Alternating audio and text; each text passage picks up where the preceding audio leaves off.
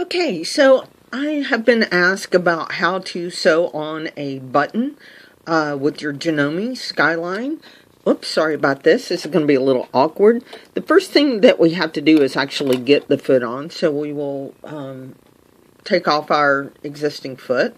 And then you have to, with this foot, let me show you. There's two little bars right here. One here and one here. This one has to hook up on the, let's see if I can show you back here. On the back right here, there is a little notch. Let me get over here, see if I can see it a little bit better. A little notch back here that the upper one connects to. So, let me get my camera and try to get it straight again.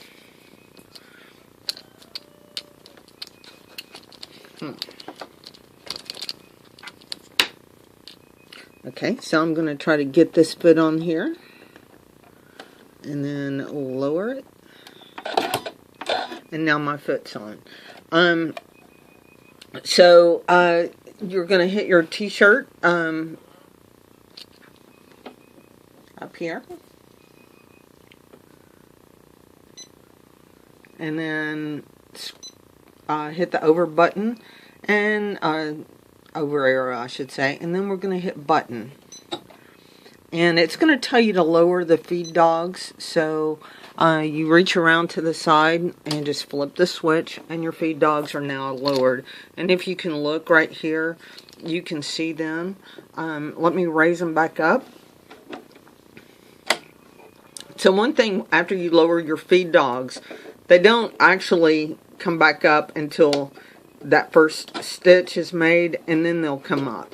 So now you see that they're kind of up and moving. So we'll go ahead and move them back down. Now, one of the first things that you have to do is you have to find out how wide your actual button is in millimeters. And I'm using like a hem gauge here. And I've actually already measured this one. And the distance between these two holes right here is 5 millimeters on this particular one. 1, 2, 3, 4, 5. You need to know that, and it looks like that's going to be about as wide as this particular buttonhole or button foot can do. And oops, let me get my threaded again. Somehow I pulled that out.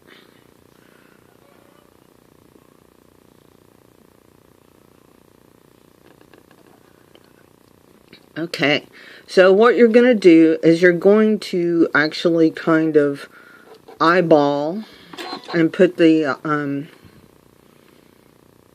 foot down, and you're going to hand crank this just a hair. So what I'm going to do is I'm going to lift this up just ever so slightly, and I'm going to go down one time. And then I'm going to go down the other to make sure. Oops, nope. Oh, since that was 5 millimeter, I'm sorry. The first thing that you need to do is go ahead and adjust your width up to 5.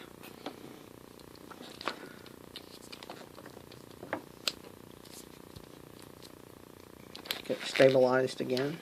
Excuse me. Nothing like trying to do something on the fly here. So let's try this again.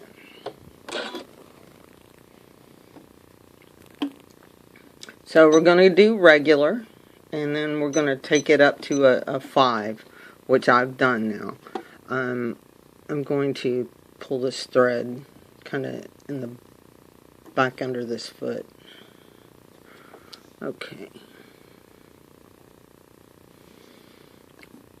Lower it again, and very carefully go down. It'll switch over and go back. Okay, so what I'm going to do now, and it will actually sew the button until it is stop. So we're going to do this right now.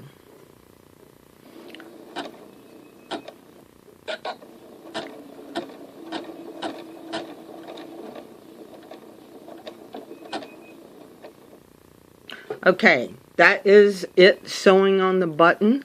We'll bring it out here. You can cut this long string right there. But this is the button being sewn on by the machine. I was a little nervous about this because this is the very first button that I've ever sewn on by a machine. I've always sewn them on by hand before. But the key thing is, I think, is to make sure that you measure the distance between the holes and then set it up on your machine, because if it's too narrow, it's gonna hit the button and you could break your needle, hurt your machine, break your button, something like that. So anyway, I hope you found this helpful, and if you have any other things that you want to figure out how to do on your Janome, let me know. Thanks. Bye.